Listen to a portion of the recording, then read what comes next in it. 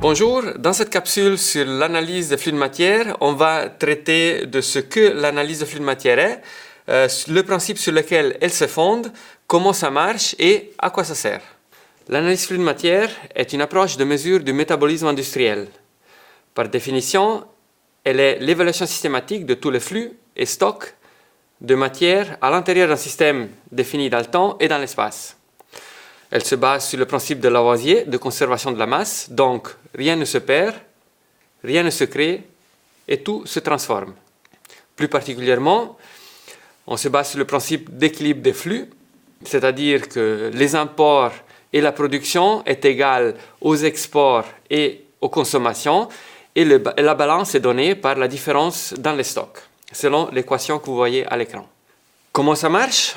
Premièrement, il faut qu'on définisse les frontières du système qu'on veut analyser dans le but d'identifier les échanges entre le système et l'environnement qui l'entoure, donc via les importations et l'exportation, et éventuellement entre les activités à son intérieur, ici identifiées par les petits carrés à l'intérieur des frontières du système.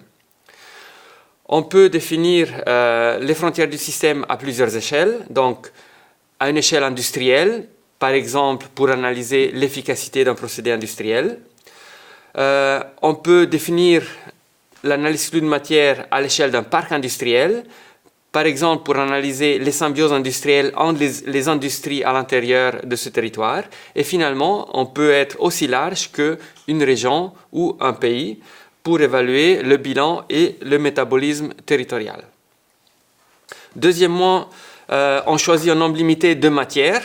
C'est quoi une matière ? Soit c'est une substance, c'est-à-dire une substance qui est caractérisée par une contribution chimique unique, donc quelque chose d'homogène, tel que du cuivre, du dioxyde de carbone, du fer, du cadmium, de l'eau, et ainsi de suite. Ou bien ça peut être un bien, donc une commodité, une entité économique ayant une valeur positive ou négative et composée donc de plusieurs substances. Par exemple, du bois, de l'acier, du véhicule, une TV ou même des déchets.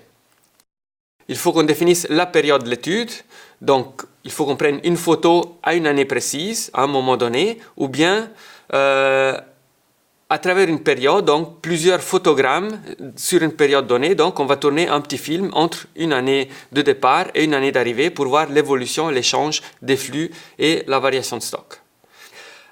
Il faut ensuite choisir l'approche appropriée aux besoins. On reconnaît des approches ascendantes et descendantes où on varie le niveau de détail et donc la granulométrie des processus qu'on va décrire.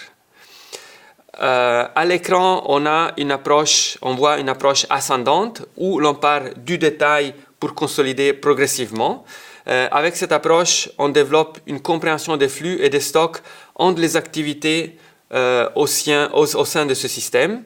Et puis, on peut voir l'approche descendante, donc c'est une approche boîte noire où on quantifie ce qui rentre et ce qui sort de ce système, mais on ne fait pas attention à ce qui se passe à son interne. Un exemple d'une approche descendante, c'est Métabolisme Paris, qui fournit un aperçu global 1 millier de tonnes par an des flux de matière entrant et sortant de l'Île-de-France. Donc, les flux qui sont des consommations de matière ou de produits, et production de déchets ou d'émissions polluantes, se disent linéaires lorsque leurs origines et destinations sont à l'extérieur de ce territoire et finalement sont qualifiées comme circulaires lorsque elles sont redirigées vers l'économie du territoire elle-même par des activités de recyclage ou de valorisation de la matière.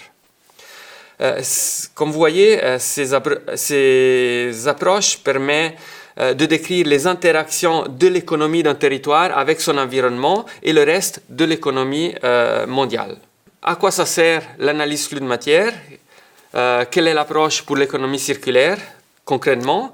On peut se dire que l'analyse flux de matière est l'outil par excellence de l'économie circulaire qui veut optimiser une utilisation de ressources. Donc, elle informe sur les flux et les stocks de ces ressources au sein d'un périmètre bien déterminé pour répondre à des questions. Qui sont les principaux utilisateurs ?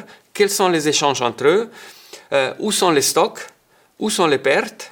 Et donc, ça permet de déterminer une série d'indicateurs pertinents pour orienter des stratégies pour la conservation de la matière, une meilleure utilisation de ces matières et finalement, ça permet de faire un suivi sur les résultats de ces stratégies dans le temps et donc communiquer sur la circularité de la région ou du périmètre qu'on a analysé.